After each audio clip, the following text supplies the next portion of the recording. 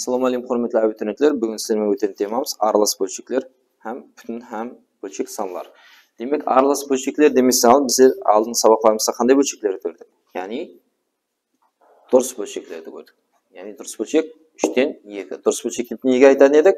Agar alimi bo'limning kichkantay bo'lsa, ya'ni alimi 2 3 dan kichkantay bo'lsa, bu durs bölçek deb aytiladi.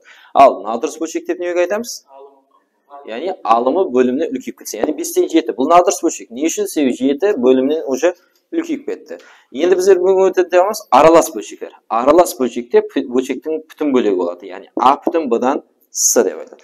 Misal üçün 2 bütün 3 dan 1. Bu aralash bölçek deb aytiladi. Yani bu aralash bölçekte bizler nadurs bölçekке aylantiradigan bo'lsak, ne qilamiz? Yani A'ni nega yozaylik? B tura beradi bölçekning bölümü. A'ni B'ga ko'paytib, S'ni qo'shamiz. A'ni B'ga S'ni qo'shamiz. Misol uchun buni nadurs bölçek aylantirsak, 3ni 2ni 3 ga ko'paytib, 1ni qo'shamiz.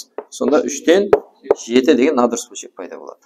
Misol uchun sizlarga so'rov, 3,7 dan 9 bu qanday bölçek desa ne qilib aytasiz? Aralash bölçek deb aytsangiz, so qat'iy bo'ladi. Nega? Себебі sizlar aralash bölçek deb уже aldı bütün bölükni ko'rsangiz aralash bölçek deb berasizlar, biroq bu yerda 9 уже bölümünün ne bo'lib ketdi? Ulkan bo'lib ketdi. Bu qanday bölçek bo'lib hisoblanadi? Nadurs bölçek bo'lib hisoblanadi.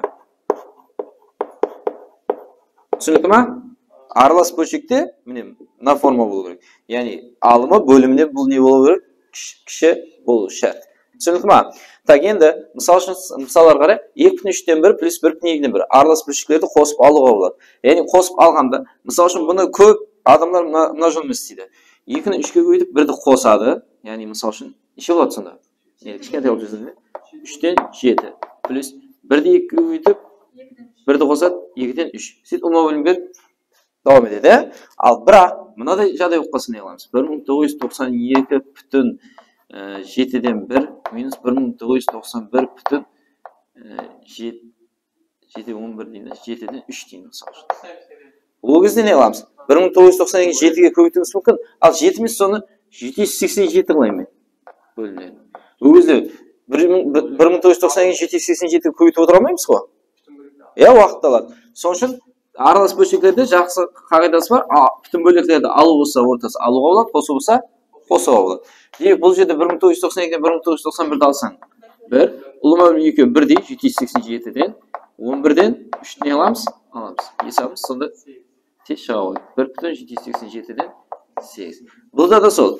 Ya'ni bu nadusga yutuq javob bir chiqadi, biroq bunday ulkan joylarda qiynalib qolasiz. So'ng uchun bütün bölüklerni qo'shamiz. Bu yerda 1 ga 2 bo'lsa 3, 2 3 ga ulama bo'lim beramiz. 6. Ya'ni 2 3 qo'shib 5 tez yurib bo'lmaydi.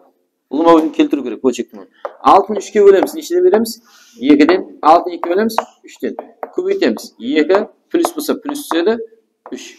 Demak, 3,6 dan 5. Deb javobni qo'ygandan bo'lishi mumkin, ya'ni javobni yana apellyatsiyalasa, nadurs bölçek aylantirib qo'ygan bo'lsa, ko'paytib qo'shamiz. Ay, 18 ga 5 9. 23. Tushundingmi? Tak, misol uchun yana 3,2 dan 1 al 2,3 dan 1. Bunda da ne qilamiz? Nadurs bölçek aylantirib o'tirmay, bütün bölükleri alib bo'lsa, olib qo'ya beramiz. Necha? 3 dan 2 ni olaman. 1, 2 3 ga ulama bo'lim 6, 6 2 ga bo'lim ulama bo'lim 3, 6 3 ga bo'lsam 2. 3 minus 1. To есть 2. 1,6 dan 1.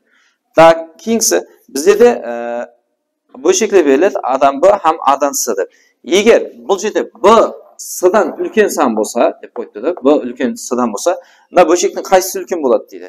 Ya'ni tushunib, bölçekning alimlari, to есть bo'limlar birdek bo'lsa, sizlarning aslari birdek bo'lsa, o'zi bölçekda alimi ulkani ulkan bo'lib ketaveradi. Bu yerda kim ulkan bo'ladi bunda? B bo'lingan A, S bo'lingan A'dan ulkan. Misol men tushunmayapsiz. Misol 3 dan 7 ulkan va yo 3 dan 5 ulkan va. Sebebi bölçekning bo'limlari birdek bo'lsa, alimi ulkani ulkan bo'lib ketaveradi. Ya'ni yuqorisi usti. 7 ulkan bo'lib esdan. Unda men ulkan qo'yadi. Misol uchun B'dan A ham S'dan A bo'lsa, alimlari birdek bo'lsa, endi bu yerda B ulkan S'dan bo'lib tursin so'z joy bo'yicha. Agar B S'dan ulkan bo'lsa, o'zida alimlar birdek bo'lsa qayta solishtiriladi, bölçekning bo'limi kichkantayi, navorot ne bo'lib ketadi? Ulkan bo'ladi. Sonda bu yerda kim ulkan bo'ladi? A bo'lib S ulkan bo'ladi. Misol uchun 7'den 3 и 5'ten 3 misal. Mine. Alımlar birde o. Biroq bu yerda kim ulkan bo'ladi dedik? Bölçekning bölimi kichkantayi ulkan bo'ladi. 5 kichkantay 7'den, durustmi? Unda 5'ten 3 ulkan bo'lib ketadi degan so'z. Tushundingmi? Tushunib bo'lsa yozib olamiz. Demek davom etamiz. Bugungi tema bo'yicha bizda qo'limizda 32 hisob bor. So'lar bo'yicha hisoblarimizni ko'rib chiqamiz. Demek birinchi hisob mana bölçekni ma'nosini hisoblashimiz kerak. Ya'ni bu yerda aralас bölçek aylantirib qo'yib chiqsa ham bo'ladi, yo'qsa qarasak bizda barida ne bor? 3,5'ten 3, 3,5'ten 3, 3,5'ten 3 bor. So'larni qo'shilmadan chiqarib beraman. 3,5'ten 3 qilib chiqarib bersam, bunda ketib qolsa o'rnida 1,2'den 1. Ketib qolsa plus 2,4'ten 3 minus ketib qolsa 3,6'dan 5 qoladi. Durust. Minus 1,2'den 1 tura bersin. Endi hisoblaymiz. Birinchi qo'shilmani hisoblab olamiz. 3,5'ten 3 ko'paytu 2 1 ga 2 ni qo'shamiz, butun bo'laklarni qo'shamiz. Necha bo'ladi? 3 bo'ladi. 3'ten 3 ta olaman сөйтіп. So'gizni ne qiladi? 0 degan yig'maydi, yozilmaydi. 2 4 6 ga ulma bo'lim necha bo'ladi? Молодец, 12 bo'ladi. 12 ni 2 ga bo'lsam 6 bo'ladi. 12 ni 4 ga bo'lsam 3 bo'ladi. 12 ni 6 ga bo'lsam сөйтіп ko'paytib qo'saman. 6 plus 9 minus necha? 10. Ne 0 бүтін. Түсіндіңізме? Сен 1 ге 2 ni qo'shib qo'yish, 3'ten 3'te aldық 0. Так, тең емес, izinde alып 1,2'den 1 var. Hesaplaymiz so'ni. Так, бұл жерден надрышқа aylantirib ketsem болады уже. 5'ten necha bo'ladi бұл? 3 ga 5'te ko'yitib 3'te qo'shamiz. 18 ko'paytirilgan 12 tura beradi. 6 ga 9 15, 15'ten alsam 5 bo'ladi durust. Mana naдрышқа aylantirib keteyim. 2'den 3 qo'yma. 1 dek ko'ysam 2, qo'shsam 3. Demek бұл жерде qisqartу жұмыстар. 5 пен 5 qisqaradi. 18 пен 12 necha qisqaradi? 6 ga qisqaradi. 6 ga bölsem 2, 6 ga bölsem 3. Demek 2'den 3 minus 2'den 3. Бұл жерде olma bölümü berip oturman. 2 1'de ne qiladi? Qisqarib ketadi. 0 bo'ladi. Alınıp ketse 0 bo'ladi, qisqarib ketsa. Misal 2'den 2 alsa 1 bo'lmaydi o. 0 bo'ladi. Demek davom etamiz. Keyingi hesabımız ikinci hesap. Бағана мысалдағы hesabımızға ұқсайды темада. Яғни бұл жерде бірінші қауысымнан істеп, екінші қауысымнан істеп, екеуін не қыламыз? Бөліміз керек. Демек бірінші қауысымнан орындалған кезде аралас бөлшектің қағидасы бойынша надрышқа айландыру шарт емес бұл жерде 2028-ге 7-ні қосып. Бұл жерде бүтін бөліктерді не алсақ болады, сол жерде алу болса алсақ болады. Неше болады сонда? 1 8-ге 8-ге olma bölüm 8'дің өзі 7'den 3 тазы өсін түсінеміз қой сразу. Неше? 4. Бөлінген. Бұлам сол. Bütün bölüklerini alamız. 2019'dan 2018 alsam 1 bütün 6 мен 3'ke olma bölüm veremiz. 6. 6'nı 3'ke bölsek neçeden? 2'den özüne 1'den. 2 minus 5. Teң. Nadraшқа aylandырудан қысқарту жұмысын істейік. 4'ten 8 қысқарады. 4'ke 1'den. Yani 1 бүтін 2'den 1 bölüngen. 1 бүтін 6'dan 2'den 5 alsam minus 3. 3 пен 6 қысқарады. 2 1 емес пе? Demek sonuç yazmayın. 1 бүтін 2'den 1 bölüngen. 1, 2, minus 1 емес пе? Так, енді надрышқа айландырайын. 2'den көйтіп қоссам 3 бөлінген. 2'den 2'ге 1'ді көйтсем 2, мынау не уже не қылады? Алынады. 1 болады. Дұрыс па? Енді қосу керек, просто өзінде минус болады. Демек енді бөлудің қағидасы бойынша көйтіп айланған кезде екінші бөлшек не қылады? Айланып түседі. 2'лер қысқарады, 3 бөлінген 1. Бөлшектің бөлімінде 1 жазу шарт емес. 3'ті 1'ге бөлсең 3 шығады. Бірақ алымда 1 болса, ол обязательно жазылады. Demek түсінік olsa keyingi hesabımız 3. hesap. Mına bölçekti hesaplamamız gerek. Birinci bölçektin alımını hesaplayımız. Keyin bölümünü hesaplayımız. Екеуін keyin ne alamız? Bölemiz. Keyin қауысымнан шыққан заттың bölemiz. Demek 2, 3, 4'ke olma bölüm berip ketейін сразу сол кезде. 12 olur. Молодец. 12 болса мынаған іште 6'dan 4'ten 3'ten. Көйтемін. 6 plus 8 plus 9. Bölüngen деген деп жазсам бола ма? Мына бөлуді. Так. 4, 3 пен olma bölüm 12 емес пе? 4'ten, 3'ten, 12'den береміз. Соны ұмыт кетпе. Так, көйтемін. 16, 9, осы 12. Бөлінген, мұнан істеп кетейін. Қосыма шарт емес. 37'ten бермей ма? Бөлім 37. 37'ten 14'ті аламын. Так, енді хесаплаймын. 12'den 14, 23 па? Көйту деп айландырып жүрсем бола ма? 12 алдына кетеді, қоссам 25. 25, 35, 37 ма? Көбейту деп мынанам көбейтуге айландырсам 37 алдына кетеді. Бөліміне 37'ten 14 аламыз. 23. Болды. 23 пен 23 қысқарады. 37 мен 17 қысқарады. 12 мен 12. Не қалады? 1 қалады. Молодец. Жоқ, бір екен. Keyingi hesabımız 4-chi hesap. Birinchi qo'shilmani o'rnaymiz. Keyin bo'lamiz chiqqan zatni. Keyin qo'shamiz emas. Birinchidan bo'lib olamiz. Keyin barini ne qilamiz? Qo'shamiz. Birinchi qo'shilmani hisoblaymiz. 4 dan 3 ta olamiz aralash bo'lishik bo'yicha. 1 da olamiz. 10 dan 15 ga bo'l. 30. 30 da 10 ga bo'lsam 3. 30 dan 15 ga bo'lsam 2. 3 minus necha bo'ladi?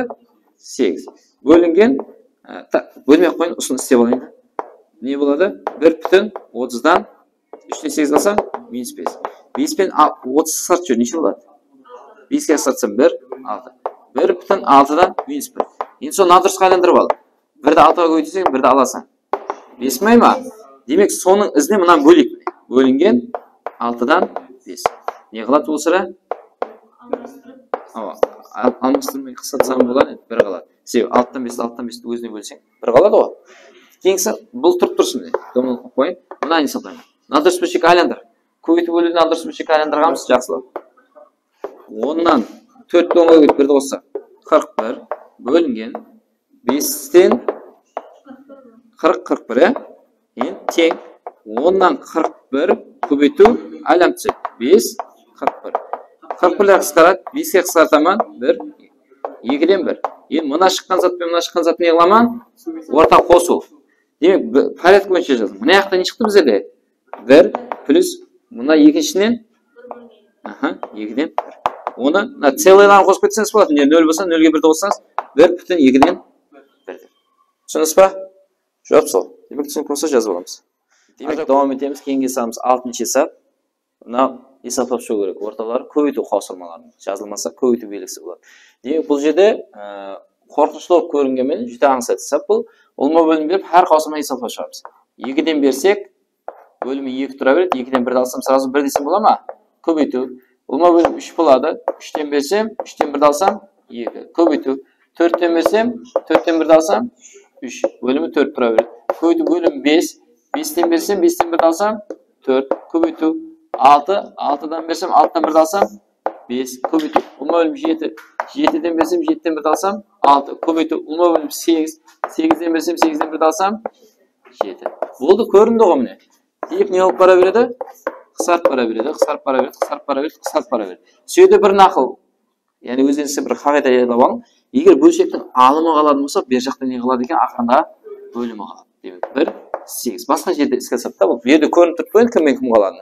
Agar bo'limi qolsa, demak, bu yoqda ne qoladi degan so'z? Alimi qoladi degan so'z. Boshqa hisoblarda kerak bo'ladi. Keyingisi so'ng o'xshash 9-chi hisobimiz. O'rtalar ko'paytuv qo'shilmalar hisoblash uchun o'rtada bu yerda qarang, cheksiz. Demak, 7 dan nadirsiz aylantiramiz. 8. 8 dan nadirsiz aylantiramiz. 9. 9 dan nadirsiz aylantiramiz. 10. Ko'paytuv keyin 62 dan 63. Qarang, qisqaruv taktikasi bu da. Demak, bo'limi qoldimi? Bu yoqda kim qoladi? Alimi qoladi. Demak, şu yuqorida 63 qoladi, bo'limida 7. Demak, bu ne qiladi? 67 bo'lsa 9 qoladi. Keyingi hisobimiz juda bir zo'r hisoblarning biri 13-chi hisob. Buni bo'lchakda hisoblov kerak. Agar bu yerda bu hisobning chiqaruv yo'lini bilmagan odam juda qiynaladi. Buni bugan ko'paytib olma bo'lim bergan odam oladigan bo'lsa, vaqtning barini yeydi, vaqtning barini yegandan betar javobim sana qolaylik qilib berib qo'ygan yo'q. So'ng uchun ko'p bu yerda ansat yo'li bor. Birinchi apoy usulini tushuntirishga harakat etdim. Qarang, misol uchun bizde 3 minus 3 plus tushuntirayım. 5 dan 4 deyim misol uchun qarang. Plus de bizler bütün bölüğü 3, bundan bütün bölüğü neçe? 0 yazılmasa. So 3 bilan 0'da qo'shib berib 3 butun 5 dan 4 deb yozsa bo'ladi, ya. Biroq aluda 3 alu 5 dan 4 deganda aluda. Ne 0 qo'y deb 3 dan 0 da olib 3 deb keyin 5 dan 4 deb yozsangiz ne? Bo'lmaydi. Siz ko'rib turibdi, mana da rezultat mana chiqmasa, mana da rezultat sol chiqama. Qo'shma aluda. So'ng uchun aluda o'tib sizga ne qilmaydi? Bo'lmaydi. Aluda bunaday qilamiz, qarang. 3 minus 5 dan 4 desa, agar 3 ta bizda bir-birlikka maydalaymiz. Neda? 2 butun deb qo'yinglar. Siz tushunish. Yo'q, 2 emas, 1 butun deb qo'ying. 3 ta bir-birlikka maydalaymiz. Bir-birlikka maydalaymiz degan 2 qilamiz. Biroga azaytamiz degan so'z. Alimida bo'limida 5 yozaman. Nega desam, nerda 5 qolma bo'lim? Durustmi? Bo'lchakning bo'limi 5 bo'lsa, 5 so 5 kelib kelim. Nega? Sen 5 bilan 5 qisqarib ketsa ne qiladi? 1 qoladi. So 1 kelib nan qo'shilsa necha bo'ladi? 3 болады, сол өзі келіп шығады. Зато бұл жерде 2-ден 1-ді алсақ не болады? 1 болады. 5 пен 5 қолма бөлім. 5 болады. 5-тен 4 алсам 1 болады. Жоп шыға қояды тез. Мысалы мына жерде де сол зат. Яғни мынаны бір бірлікке майдалаймын. Не үшін десем, мынау алу. Қосуаны надо қосу деп нөлмен қосып кетсек болады енді сразу. Алудан бір бірлікке майдалсам 52.360 деймін. Алымыда бөліміне неше деймін? Мына бөлімде не зат бар? 96.732 бар ма? 96.732 деп жазам болғанын. Қараң. Бұл жерде бөлім кетсе, қысқарып кетсе 1 болады, 1-ді әкеп қосқан назад кеп шығады ғой. Зато есап біздерге қолайлы шыға қояды. 32 96.731. Бүтін бөліктерін алсаңыз болады. Бүтін бөлігі міне, бүтін бөлігі неде жазылмасы неше? 0. Алсам сол 52.360 тұра береді. Так, бөлімі 96.732. Ал 96.732-ден 96.731 алсам неше қалады? 1. Біздерге жауапты мынадай беріп қойды да. Ертең мынаны ұлма бөлім беріп көйт шыққанда да жауапты мынадай қалып келушілерге не болады? Қиыншылық тудырады еді. Түсінікті болса, кейінгісі 14-ші есабымыз. То есть 17-ші есап. Бұны есаплау керек. Бұны есаплау үшін не қыламыз? Ұқсастылар жоқ қой бұл жерде. Онда бәрін надырыс бөлшек айландарды көйте береміз. Надырыс бөлшек айландар 5-тен 12-ні 5-ке өтсек 60, 64 көбейтілген. 4-тен 12, 15 дұрыс. Алу 11-ден 44, 48 көбейту. 8-ден 32, 33 емес пе? Бөлінген. Так, мынаны айландыр. 3-тен 33, 35. Мынаны көбейтуге айландырып кетсем түсінесіз ба? 7 алымына кетеді. 4 7-ге өтсем 28, қоссам 32 бөліміне кетеді. Так, енді қысқарту жұмыстар. 5 пен 15 қысқарады. 3 қалады. 4 пен 64 қысқарады. 16 ма? 16-ны 3-ке өтеміз. 48 минус. 33 пен 11-дің өзіне қысқарса 3. 48 мен 8 қысқарады. 6. 6-ны 3-ке өтсек 18. Бөлінген. Ой, то есть қысқармайды ғой. Бетінші сат қысқармай шық па? Орта не бөлу? Айландырдық қойын сон. Қате жазбадың ба?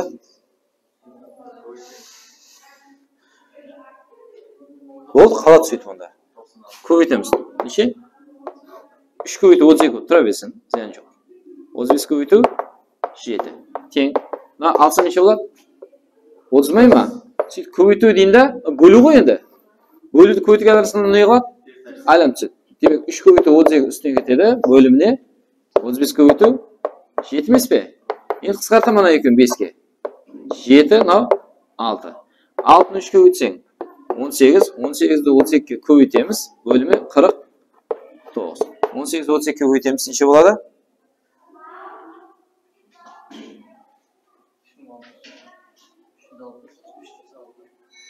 18-32 көбейт. 576. Ол 49. Біздерде бұны аралас бөлшекке айландырып қойған екен. Мына дұрыс бөлшекті дұрыс бөлшекке айландырып қойды. Аралас бөлшекке демек бізде 576-ны 49-ға бөлеміз. Нешеден келеді? 1-ден келеді. 49 алсам 8 ба? 86 болса 2-ден келе ма? Қой. 2-ден келсе неше кетеді? 2 асып кетеді, 1-ден келеді дұрыс. 49 болады. Неше болады 86-дан 9 алсам? 7. 7 қалды 3. 17. Демек 11,49 қалдығы неше? 17 бөліміне алынды жазылды. Жоқ сол. Жазып оламыз. Демек 18-ші есамыз, давам етеміз. Бұл жерде не қыламыз? Ең бөлшектің бөлімінен бастап ең төмен есеп бастайық міне. Мынада. Соны істейміз. 3 плюс 5-тен 2. 5-тен береміз ұлма бөлім. 15. Неше болады? 17. Бұда не өттірді біздерде? 4 бөлінген 17, 5 деген формат тұрған шыққан мынадай. Бұл жерде 4, бөлу деген сөз емес пе? Соны көбейту айлаған кезде бөлшек айланып түседі. 5 һәм 17. Көбейтеміз. 20, 17. 10 алында не бар? 4 минус 17, 20 бар. Ол нешеден? 17. 17-тен беремен. 17-тен 4 көбейтемен. 68 бола ма? 68 алынған 20. Ол 17-ден неше болады? 48. Ол мынада шықпады ма міне? Оның алымда не бар? 2 бөлінген 48, 17 бар. тең 2 көбейту деп мынаны не қылып жіберсем болады? Айландырып жіберсем болады. 17, 48. 48 мен 2 қысқарады. 24, 17 и 24. Ол мына бөлшектен шыққан зат. Не бар алдында? 4 плюс бар. 24, 17. Енді аралас бөлшек қылып беріп қойған ба екен? Жүдә мақұл. 4 пен 0-ді қосып береміз. 4, 24, 17. Түсінесіз ба? Целыйларын қосып, бүтін бөліктерін қосып жібердік болған. Жоқ, мынау болады. Демек жазып аламыз. Демек давам етеміз. Кейінгі хесабымыз 19 хесап. 19 хесапта айтады біздерде А берілген, Б берілген, С берілген болса, бұларды өсу тәртібінде жайластырың дейді. Яғни бөлшекте ана 3 А, Б, С санларының ішінде қайсылары үлкен деп берілгенде өсу тәртібінде жазып кейін түсіндіремін. Так, бұл жерде бірінші үлкені қайсы, кішкентай қайсы екен білу үшін, я бөлшектің бөлімін, я бөлшектің алымын не қылу керек? Ұлама бөлімге әкелген мақұл болады. Енді қысқарады дейінде қысқара ма беді? Қайсы қысқарады? Мынау қысқарады екен, я? Неше қысқарады? 3-ке қысқарады. 3-ке бөлсем 7 болады, 3-ке бөлсем 8 болады. Енді мынау қысқармайды? Қысқармайды? Қысқармайды. 8, 38, 32-ке ұлма бөлім әкелген аңсатылма ма? 15, 7, 33-ке ұлма бөлім әкелген аңсатылма ма? 2 мақсат емес. Ұлма бөлім бұл жерде ұлма бөлім бұл жерде аңсат болмайды. Соның үшін мынадай қағида бар, қараң. Мынадай қағидамен халтура жолмен істейміз. Мысалы үшін 5-тен 7 үлкен ба, я 9-дан 8 үлкен ба? Сондай ма? Ол көрініп қалды, я? Яш қойып тұр. 9-дан 10 дей қойыншы ма? Ал, енді айта қой. Қайсы? Бұны білу үшін сізге бір қағида айтама қараң. Бұны крестик қылып көбейтеміз.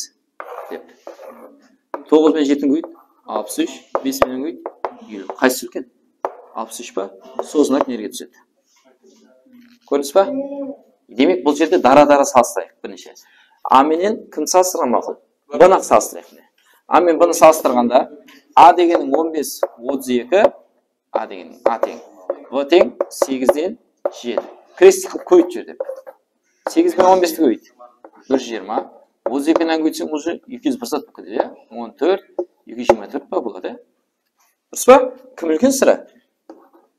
224 үлкен емес пе? Онда кім үлкен деген сөз? Б-дан А үлкен деген сөз. Дұрыс па? Енді кіммен кімді салыстырайық? Б-мен С-ны салыстырайық. Мақұл. Б дегеніміз 7-ден 8-ден 7, С дегеніміз 33, 38. Крестик көбейт. 38 мен 7-ні көбейт. 266. 8 мен 33-ті көбейтеміз. 24, 27, 24, 264. Кім үлкен екен? 266. Онда кім үлкен? Б, С-дан үлкен. Ең үлкені кім екен? Б үлкен. Б ең үлкен екен. Енді А мен С-ны салыстырамыз мәжбүри. Енді А үлкен ба, С үлкен ба? Так, нерге жазайын? А тең 15, 32, С тең 33, 38. Крестик қылып көбейт. 38 мен 15-ті көбейт. Көбейіп кететін кітті. Неше? 500, 570. 32 мен 13-ті көйтсек, 900 көтті. О, 1056 көтті еще. Қараң, кім үлкен? С А-дан үлкен. Онда С, одан кейін А. Әз ең үлкені Б болды, одан кейін С болды, одан кейін А болды. Бізде қандай тәртіпте жазып бұны? Деп түсу тәртіпінде. Яғни үлкен, кіші, үлкен, средний, кіші болды. Дұрыс па? Яғни бұл кемею тәртібі деп айтылады. Кемею. Біздерден қандай тәртіп сұралып жатыр? Өсу. Өсу тәртібінде сұралса, мынадай, өсу болса. Яғни ең кішкентай А жазылады, знаклап тұра береді, одан кейін С, одан кейін В. Міне В үлкен бәрібір. Кішкентай, средний, үлкен болды.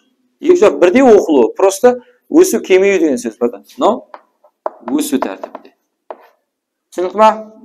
Демек, кітті жұмыс ауырлау болып, көбейту жұмыстар не дейді, қиынлау болып түйілген болуы мүмкін, бірақ ең оптимальный вариант. Бірақ басқаша өйде жолмен істеу аңсат емес. Ұлма бөлім келтірсеңсем, ол қиын болып қалады. Так, мысал үшін 20-ші хесап, кейінгі хесап соңғы ұқсайды міне.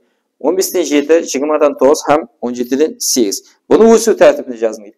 Бұл жерде де ұлма бөлімге келтіргеннен көрі, 7, 9, 8 бен 15, 20, 17 ұлма бөлім келтіргеннен көрі, жаңағыдай дара-дара салыстырған не болады? Мақұл болады. Мысалы, А мен бұны салыстырайық сразу. Көбейт, кішкентай сан екен. 140, 45, 4 135 ба? Кім үлкен сірә? 140. Яғни А, Б-дан үлкен деген сөз. Енді А мен С-ны салыстыр. Яғни 7 15 еді, А, С дегеннің 8 17. Көбейтсек 49 119 15-ге 8-ің 120 ма? Кім үлкен сірә? С үлкен. С не болып жатыр? Адан үлкен. Енді С Адан үлкен болып кетті уже. Онда кіммен кімді салыстырамыз өзіңізі? С мен Б-ны салыстырамыз үшінші. Яғни С деген Б дегеніміз 920 еді, С дегеніміз 8 17. Көбейтсек кіресік. Неше? 153. Мынау 160. Кім үлкен сірә? С. Ең үлкен С болды. Одан кейін кім үлкен? А болды. Енді А мен Б-ны салыстырдық па? А үлкен болды, онда А үлкен болады, содан кейін Б үлкен болады. Аз қандай тәртіп жазасыз және? Кемеге. Біздерден қандай тәртіп сұрап отыр? Өсу тәртібі. Онда қайтып жазамыз? Өсу тәртібі мынадай болса, В үлкен болады, е? Одан үлкен А. В үлкен А үлкен С. Мынау жауап. Түсінікті ма? Кейінге саламыз. 21-ші есеп. Жүдә бір қызық есептардың бірі. Мынау қаусырмалар берілген. Сіз егер қаусырманы істеп көбейтетін болсаңыз, Həmməsində sonda hesab var, hər qausurmada көбейтуші бар. Яғни бұл жерде қаусырмаларды істеп көбейтетін болсаңыз, жұмысыңыз көбейіп кетеді. Соның үшін сол сырттағы санды, яғни әрбір көбейтушіге не шықсаңыз болады, көбейтіп шықсаңыз есебіңіз тез шығады. 6-ға 2-ні көбейт 12 плюс. Номинан көбейткен кезде не чөнек қылып есептаймыз да, 3-тен 2 көбейтіп 6 болған кезде қысқарып кеткенше болады 2 4. Номинал қысқарып кетеді. 2-ден 1-ді 6-ға көбейткен кезде минус 3 міне. Плюс 21-ден мына 3-ні алып шығамыз деп көбейтіп шығамыз. 21-ден көбейткен кезде қысқарып кеткенше қалады 8. Бұнымен бұны көбейткен кезде қысқарып 7 қалады, плюс 7. Бұнымен бұны қысқартсаң 3 болады, 3-ден көбейтсең 15. Соң ұмытып кетпей. Так, 14-пен 14 қысқарып кетеді.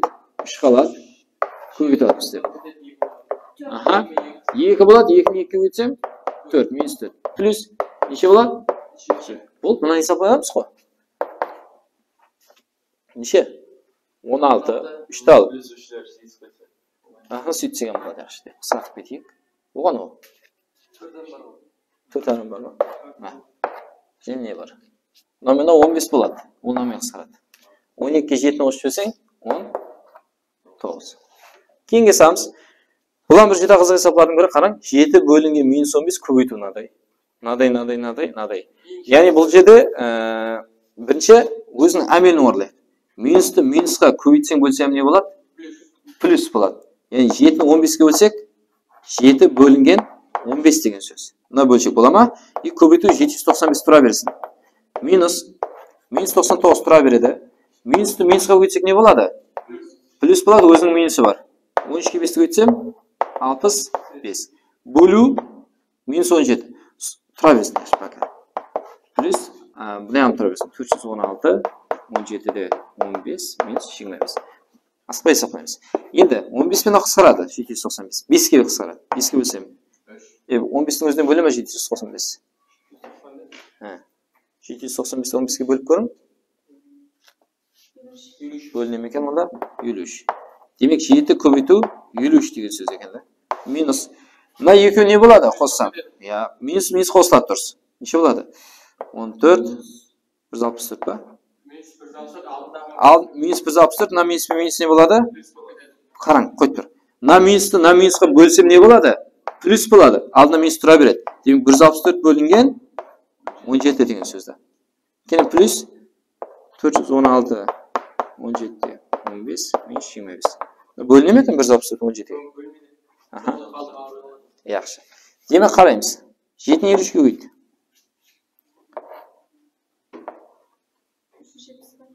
371, 374-ні 25 алып.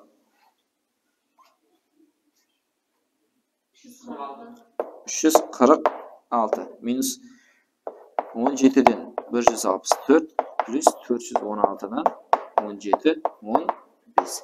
Енді осы жерде біздерде жауаплар сол бөлім 17 арқылы берілгенде, бізде бұл жерде мынадай қыламыз. Мына 346-ны бір-бірлікке байлаймыз бағанағыдай. Біз ала алмаймыз ғой сразу.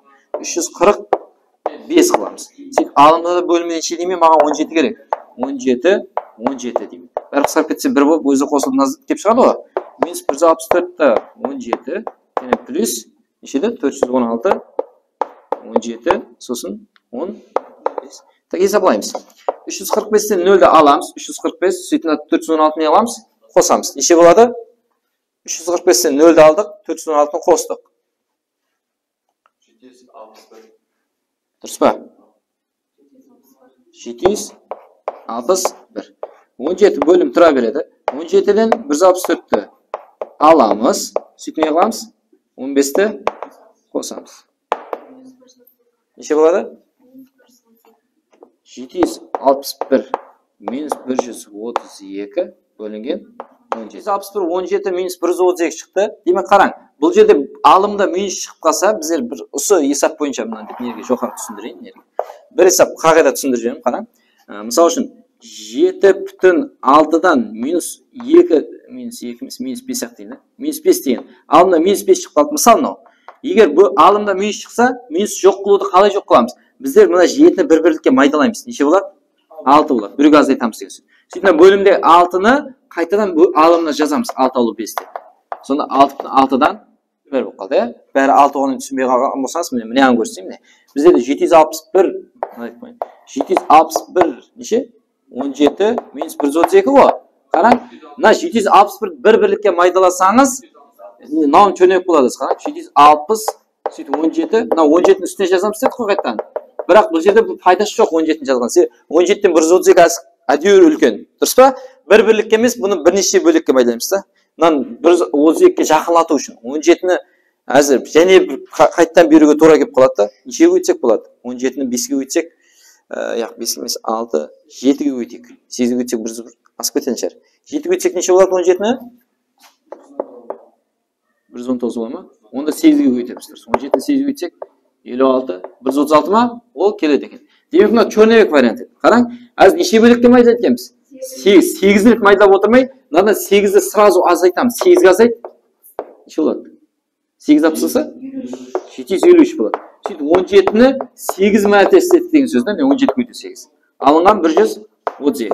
Тең. Демек 753 тұра береді. 17. Мына көйтсе неше болады? 136. 136-дан 132-ні алсам 4. Жоққа сразу келе қоймыз. Түсінікті ма? Егер алымында минус шықпаса, алымда бүтін бөлік бір бөлікке майдаласаңыз болады. Түсінікті ма? Жауап. Демек, жазып аламыз. Демек, давам етеміз, кейінгі есабымыз. Ол 27-ші есап. Есаплау керек. Яғни, сәл жұмысы көплеу. Бұл жерде бағана бөлшектерге ұқсап, бөлшектің ең бөліміне істеп бастай береміз. Бұл жерде қағидадан білсеңіз болды. 1 бөлінген А бөлінген В болады болса, ол не түсе береді? Айлан В бөлінген А болып түседі. Демек, мына істейміз. 4 плюс 3-тен 1 дегенде 4 3-тен берсек ол неше болады? 12 13 бөлінген 3 емес пе? Демек, 3 бірінші наны сапаймыз, қара. 2 плюс 1 бөлінген 13 бөлінген 3 болып тұрды бізде. 2 плюс бұл не түседі? Мына формула бойынша айлан түседі. 3 бөлінген 13. 13-те 10 бөлін береміз. Неге бүтін бөліктер қосып кетпейатпыз десе, себебі бәрі бұны дұрыс айландырмызға тура келеді. 26, 29 бөлінген 13. Бұл жерде мынадан шықты бұл. Жоғарыда 1 бөлінген болып тұрды, бұл мынадай болды. Онда не деген сөз бұл? 13 бөлінген 29. Алдында не бар? 3 плюс 13 бөлінген 29. Ұлма бөлім 29-дан. 29-дан берсек 87 бола ма? 87-ге 13 тоссақ 100 болады шеле. Демек, бұл қаяқтан шықты? Алымнан шықты. Енді бөлімнен соңына есаплаймыз. 2-ден береміз 6, яғни 1 бөлінген 7 бөлінген 6 болады. То есть 2 болады. Ол не түседі? Айлам түсіп 2 бөлінген 7. Ол надан шықты. Енді 4 қосамыз соған. 4 плюс 7-ден 2.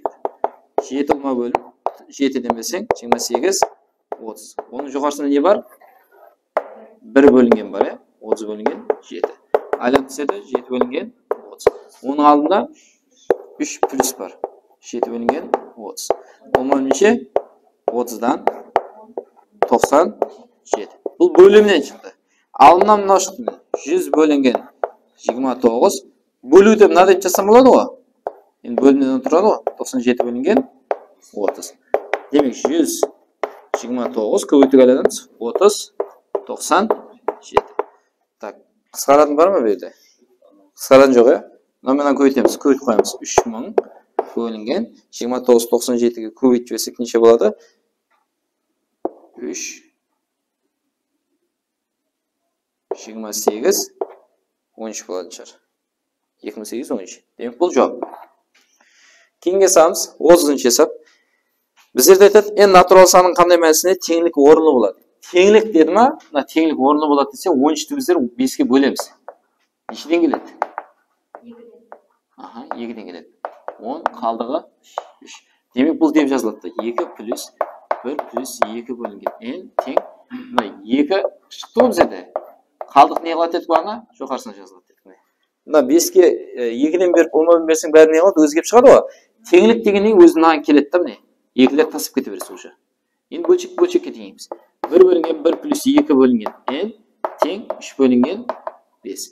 Bu yerda 1 bo'lingan bo'lganish bilan deb aylantiraman. Uni mana ne qilma to'g'ri keladi? Aylantirma to'g'ri keladi. Demak buni aylantirsam 1 plus 2 bo'lingan n bo'ladi. Buni aylantirsam ne bo'ladi? 5 bo'lingan 3. Nega aylantirmasdan birdan qilib qo'yishda? Endi buni to'ra beradi. 1 plus 2 bo'lingan n teng 5 ni 3 ga bo'lsak nechidan keladi? 1 dan kelmaymi? Sonda qoldig'i 2 bo'ladi. Qarang, 1 1 ga teng kelib turibdi-ku. Tenglik bo'ladir. 2 2 ga tenglik. Unda n necha bo'lishi kerak degan so'z? N teng 3 bo'ladi degan javobda. Tushundingizmi? Tim tushmay asosimni 31-hisob so'rasaydi, agar mana birdeylik tenglemening natural sonlardagi shishimdagi z tog'li. Birdeylik bo'lsa, bizlar 30 da 13 ga bo'lamiz. Nechidan keladi? 2 dan keladimi? 26 qoldiq 4. Demak x plus 1 bo'lingan y plus 1 bo'lingan z teng nechidan keldi? 2 plus qoldiq yuqoriga yoziladi. 4 bo'lingan 13. Mesela qo'yib qo'ysangiz so'ng qaytib keladi.